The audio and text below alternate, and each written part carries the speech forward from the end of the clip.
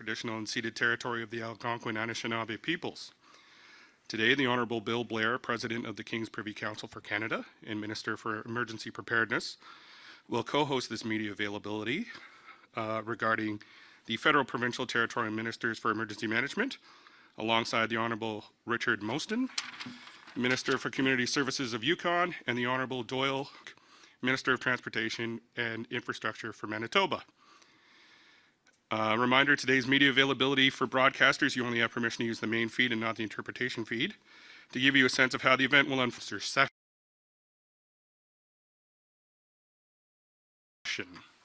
So without further ado, please join me in welcoming the Honourable Bill Blair, President of the King's Privy Council for Canada and Minister of Emergency Preparedness. Thank you. And as I'm sure you are all aware, Canada has been experiencing some very significant weather-related events in this country. The flooding, the wildfire and hurricane seasons of the past year have caused very significant damage to our communities right across the country. And my colleagues and I are dedicated to supportive recovery efforts, and we are looking ahead to how we can prepare for and mitigate all such future events. In addition to today's meeting, yesterday, we had the opportunity to listen to and engage with Indigenous leadership, recognize the importance of addressing gaps in emergency management in Indigenous communities, incorporating traditional knowledge, and taking a whole-of-society approach to disaster response and mitigation.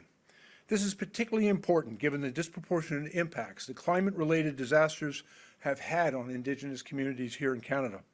Today, we focused on the emergency management strategy and the 2023-24 action plan, and our need to continue to work to build back stronger while investing in disaster prevention and whole-of-society collaboration and mitigation.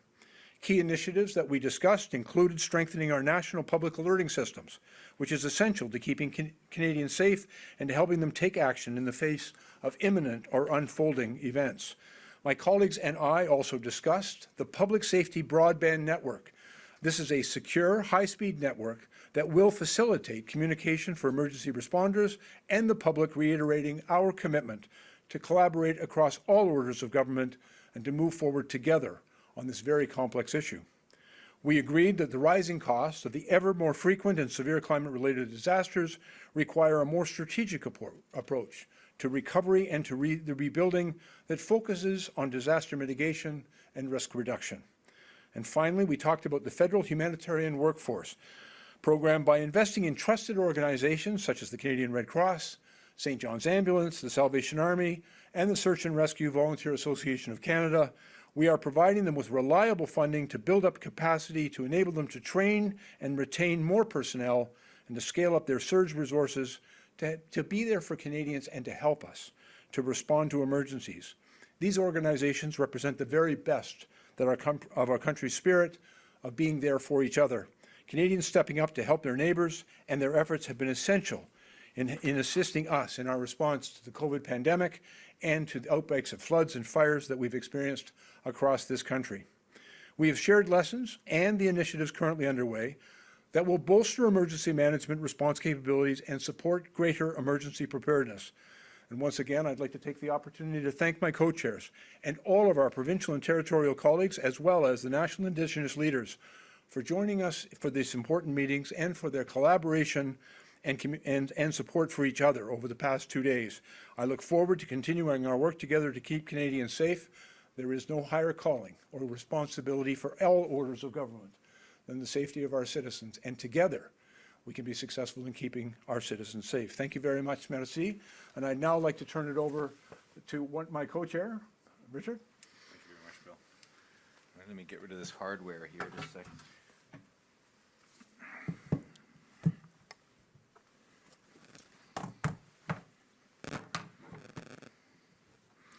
All right. Good afternoon, everybody, and thank you so much for making your time out of your busy days to get down here to down to Sussex on such a snowy afternoon. My name is Richard Mostyn. I am the Minister responsible for Community Services up in the Yukon Territory, and it's my honor to be here this afternoon with you. It has been a productive couple of days discussing progress on our shared priorities and setting direction for Canada's emergency management system.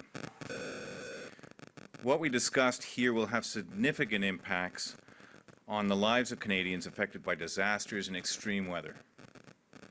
The growing intensity of emergency events in Canada demonstrates the need for a national emergency management strategy and for all jurisdictions to collaborate on behalf of Canadians. Yukon has a very small population over a very vast landscape. There are not a lot of us up there, so we've learned to lean on each other. And when disaster strikes, families, friends, neighbors, and strangers can be counted on to assist. And I think we're seeing that. That's the microcosm of Canada, but we're also, through these meetings, seeing that played out on a national scale. Canadians are working together on each other's behalf. Taking care of one another is what we do in the north and in the great white north of Canada. And I'm pleased to see that the same values reflected in our work here. Any disaster response, regardless of where it occurs, will benefit from standardized emergency telecommunications and a national approach to public alerts, two vital tools for emergency personnel across the country, and that's what Minister Blair was just talking about a few minutes ago. We also recognize our obligation for preparing for disasters before they arrive and giving comfort and reassurance to those living with an imminent threat of danger. Most of all, I'm happy to be here to recommit to cooperative emergency preparedness and expanding our culture of collaboration. Indigenous governments are an important part of Canada's safety network, and I was happy they were here on hand yesterday to share their perspectives and discuss how we can support each other. This is a great step forward, and it was pioneered by my colleague, Minister Blair, in the preparations for this meeting. And I think it's a great inclusiveness in our meetings this last couple of days. I'd like to thank everyone who played a role in bringing us together and for the operational people who provided the practical perspective to our discussions. There's a heck of a lot of work that goes into one of these meetings, and I really do appreciate all the support I've had and the work that's been done on behalf of all of us here. I'd also like to wish my colleagues safe travel wherever they're headed next, and I look forward to when we can reconvene in the spring and continue these very important national discussions that keep Canadians safe from coast to coast to coast. I thank my colleague, Minister Blair, for all of his guidance and work on this file, my good friend from Manitoba, who will be joining you and giving you some remarks in just a few minutes. So thank you very much, everybody, and I hope you have a great weekend before us. Thank you. Thank you, Minister Mostyn. I now invite the Honourable Doyle Piwniuk, Minister of Transportation and Infrastructure of Manitoba, to speak. Well, thank you, everyone. It was an honor to be here today. As the Minister of Manitoba Transportation and Infrastructure, I'm also responsible for emergency measures organization in our province of Manitoba. And you don't know aware that Manitoba had some major challenges. We first started with the major floods that happened early and during the winter from January into March and continuing into April with Colorado lows that were coming in, and then created a flood situation through the spring, and basically one of the second highest flood situations of all times. Our claims are going to be well into the $200 million of infrastructure that was both lost by the province, by municipalities, and by individuals in the province of Manitoba. And then we were also hit too this past year with forest fires in the north around the Paw and First Nation community. And we want to make sure that we'll have the conversation and we are able to give input of what happened in this past year, and making sure that we have the communications, because we always learn from our floods in the past, our forest fires in the past, how we can improve the communications with the federal government and with our First Nation communities and municipalities across the province. And we'll continue with the collaboration with working with other provinces, other ministers, my counterparts from the territories to across the country, with all the provincial governments here representing. So I also want to thank Minister Blair for all the work and the organization that his staff has done to make sure that this happened. And I want to thank my staff who came with me to make sure that we have a voice when it comes to the province of Manitoba. And I want to thank the media here today to actually be able to take that message out and share it with the public. Thank you very much. Merci. Maintenant, nous passons à la période de questions. Afin de donner la chance à tout le monde de participer, veuillez-vous limiter à une question et un suivi. If you're in the room, I'll ask you to go to the mics. We'll go in the room first, and then we'll go to the phone. Please provide your name, your outlet, as well as which minister you would like to direct your questions to. Kevin Gallagher with CTV National News. My question will go to Minister Blair, but I mean, I don't mind if others weigh in as well. I do have some questions about the National Public Alerting System. Obviously, there's been some criticism in how these type of systems are used. I suppose, how close are you and the provinces and territories to developing standards? You know, you can look at, say, the criticisms that the RCMP faced in Portapic during that shooting, of course, that emergency system could have been used there, and perhaps, you know, false alarms like we saw with the Darlington nuclear plant. How close are those national standards, and how complex is it to set them out where these types of alerts can be sent out with urgency, but also with accuracy? Well, thank you very much, Kevin. It's an important question. Let me first of all just try to outline the importance of a national public alerting system. We know that when Canadians are given information in a timely way to warn them about an impending or unfolding natural emergency event, it can actually significantly reduce casualties and damage. And particularly when it's coupled with information that also will enable them to take action. To keep themselves and their loved ones safe. And so we recognize its importance. And you know, I think the challenge, but also the great opportunity of a cooperative confederation, and the fact that ministers from right across the country, from all of our provinces and territories, but also our national Indigenous organizations, came together to discuss the importance of an effective public alerting system. We're well aware of the important work, for example, that's going on in the Mass Casualty Commission, and looking forward to that report, because we believe there'll be very important recommendations that'll be brought forward that will inform our work as we continue to bring forward a national public alerting system. There are also a diversity of challenges in regions across the country, either because of particular vulnerability for certain types of events, flooding or fires or even seismic events, but also because many of our jurisdictions are remote and are perhaps poorly served by existing broadband network access, et cetera.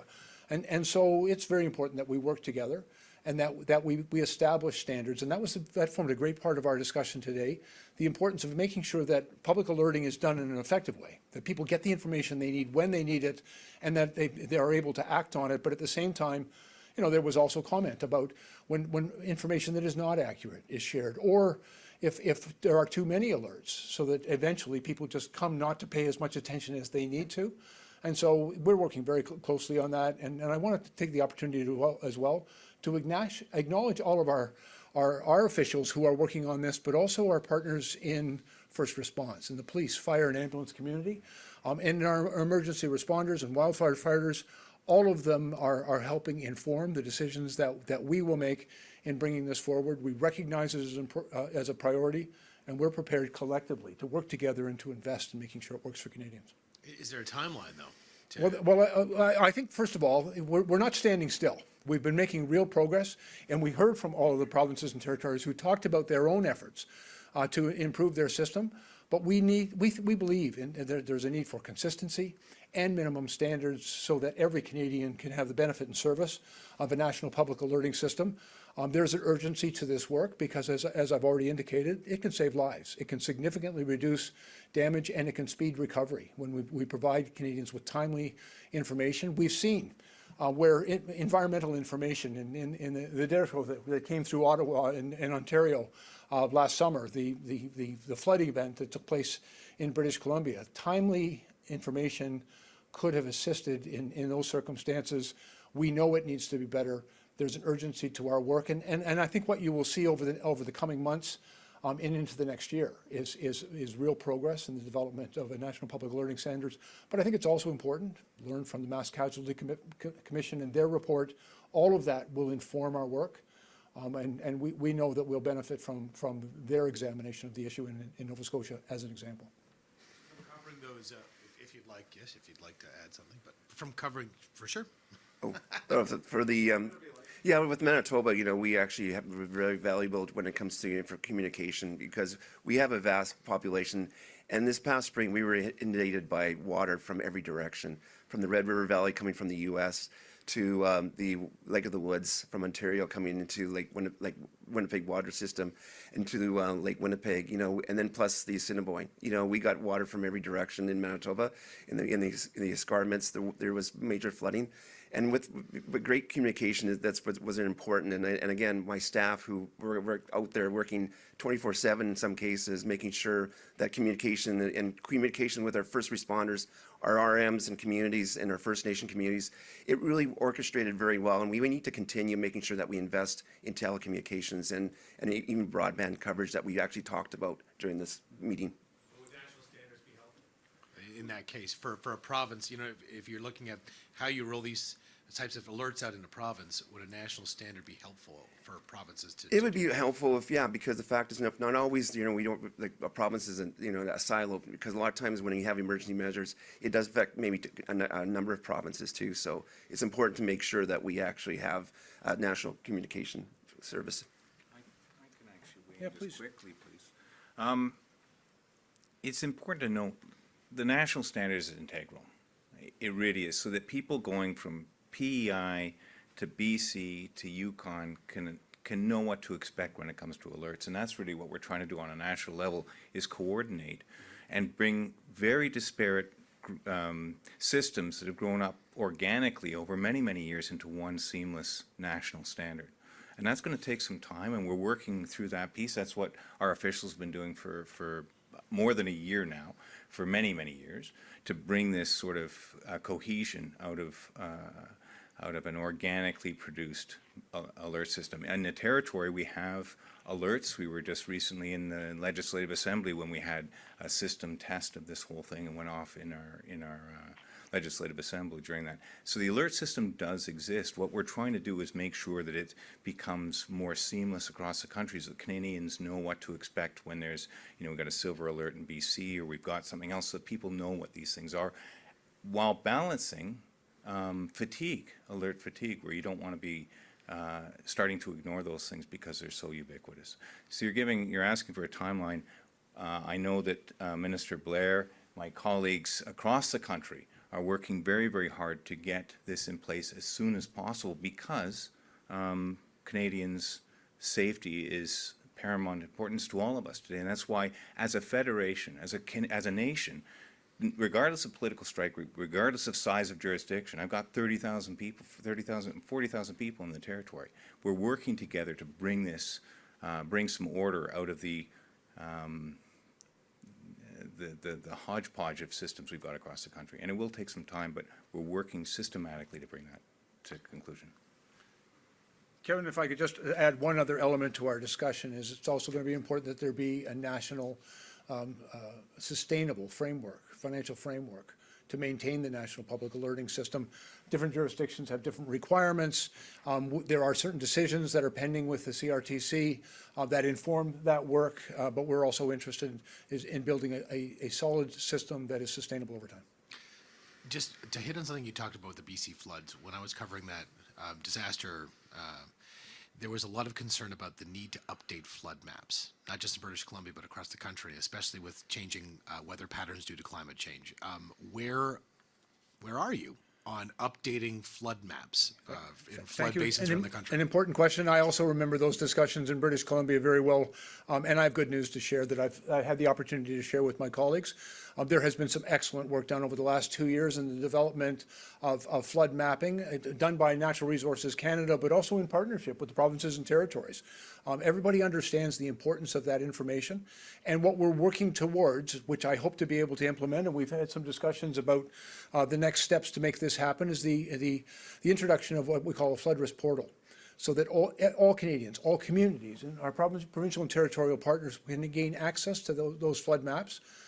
People need to know the risk that their properties may be under. They need to know before they make a decision where to buy a home, where to build a home.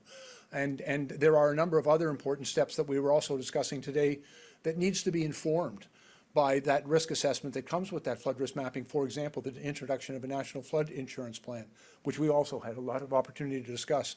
And so, again, very significant progress being made. That mapping work is almost complete, and making sure that it's accessible to all Canadians to inform decision-making. All of the provinces have a responsibility around land use, and as do the territories, and those decisions will be better informed by the availability of that data. There we go. Yes, David Baxter with Global News, and both my questions are for Minister Blair. Come back.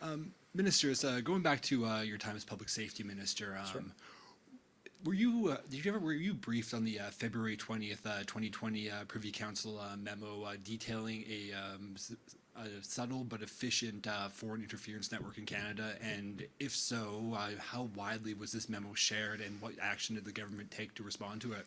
As the Minister of Public Safety and as a member of our cabinet, I am periodically given briefings on classified material. I'm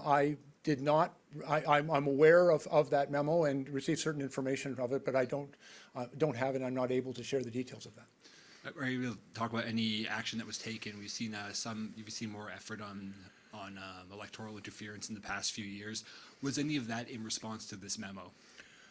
Certainly. The excellent work that's done by our national security intelligence agencies and the briefings that the National Security Intelligence Advisor, CSIS, and others have provided to our government have informed our work. We understand the importance of maintaining the integrity of our electoral systems. That is work that we've always been committed to and remain committed to, and it's been informed by advice that we receive from our officials. Yep. And just what we've been hearing from a lot of your colleagues when these questions come up is that overall the 2019 and the 2021 elections, the results were not compromised by foreign interference, but we've still seen the documents still point to targeted interference in these 11 ridings. Does that minimize the priority to act on these issues at all, or that it's not compromising at a national level? Or I don't believe it minimizes it in any way. It informs our decision and our actions going forward. I can confirm that I have not been advised that in any way the 2019 or 2021 elections were compromised, but the concern exists. We are well aware, and we monitor very carefully the hostile activities of various state actors who try to interfere in this country. It's monitored and acted upon quickly and appropriately.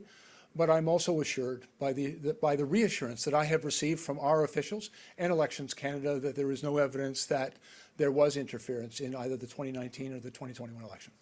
Thank you. Thank you. Thank you. We'll go to the phones. Operator?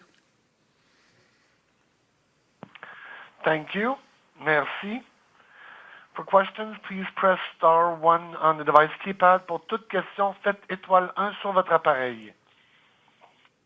The first question is from Rafi Bujkanian from CBC News. Please go ahead. Your line is open. Hi, thanks very much. Minister Blair, do you have any sort of timeline in terms of when this flood risks portal could be ready to access to all Canadians? Yeah, I would turn to officials, but I can tell you that we've been making very significant progress on that. It will not be before the Emergency Management Ministers FPT meeting reconvenes in the spring, but I've promised them that we'll come back with a very significant update at that time. Our officials are working very tirelessly together and collaboratively in order to bring that about. There is some complexity, and I've already referenced as an example some issues around financial stability and sustainability that will have to be resolved for the CRTC, but we're all working very closely together. And at the same time, no one is standing still. Everybody is working and understands the need for an effective national public alerting system, and each of our provincial and territorial jurisdictions are working with us, but also diligently working on their own to improve their alerting system for their citizens. Thanks. And your government had a matching program for donations to the Red Cross after Fiona. The charity is now facing questions in Prince Edward Island in the legislature for refusing to disclose how many people have received $500 relief checks. Are you placing any pressure on your partner to be more transparent with what's happened to this money? Yeah, first of all, let me say that the Canadian Red Cross has always been a very important partner to us. They demonstrated their excellent utility in British Columbia when we had a matching fund between ourselves, the provincial government of British Columbia, and the Canadian Red Cross. We're very grateful for the generous donations and support of Canadians from right across the country to help people in those circumstances. And the Canadian Red Cross provides us with a utility that allows them to register Canadians who may be in need of financial support, and that can be for such things as interim housing, for food, or for other emergency requirements as they experience during these types of events. And they also administer that program and deliver the funding to those individuals who need that support in a timely way. During Hurricane Fiona, we also had a matching program, as you know, with the Canadian Red Cross in Atlantic Canada. The actual number of people that required that support, I think quite challenged and exceeded the expectations and capacity of the Canadian Red Cross. But they did, I think, some outstanding work to help people as quickly as possible. It wasn't without its challenges, but quite frankly, as I have discussed over the past 2 days, the events that took place in Hurricane Fiona and the enormous challenges that Canadians in the Atlantic region experienced during that event, I think that help was important to them. We will work very closely with the Canadian Red Cross and with our provincial partners to make sure that there is accountability of how those dollars were spent. But I'm very grateful to the work of the Canadian Red Cross. They have been an extraordinary partner to us, and they've been there to help Canadians. They also form an important part of our humanitarian workforce, where we have invested in the Canadian Red Cross and other organizations like the Salvation Army, St. John's Ambulance, and the Search and Rescue Volunteer Association of Canada to build up capacity, to enable, in every emergency, the first response is almost always Canadians, their fellow citizens. And we are working very hard with those organizations to create a greater capacity among those organizations for Canadians to be trained and to be able to respond to these emergencies. And the Canadian Red Cross has been an important partner in that initiative, as well as helping us deliver funds to people in their time of greatest need. Any other questions, operator? Thank you. Merci. Once again, please press *1 on the device's keypad if you have a question. De nouveau, n'hésitez pas à faire étoile 1 pour toute question.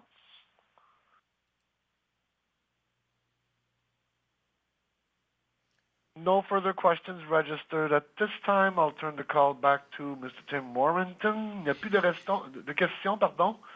De retour à Mr. Warmington. And before we return this to Tim, I want to say thank you to those of you who attended today. I also want to take the opportunity to, first of all, to thank all of our officials, all of our senior officials that so ably and capably supported the work of the emergency ministers who gathered here over the past 2 days. I want to thank the leaders of our national Indigenous organizations to coming to the table and helping and sharing their perspective on some of the enormous challenges that the communities that they lead and represent have faced during these natural emergencies. It's only by sharing that information and those perspectives that collectively we can do better.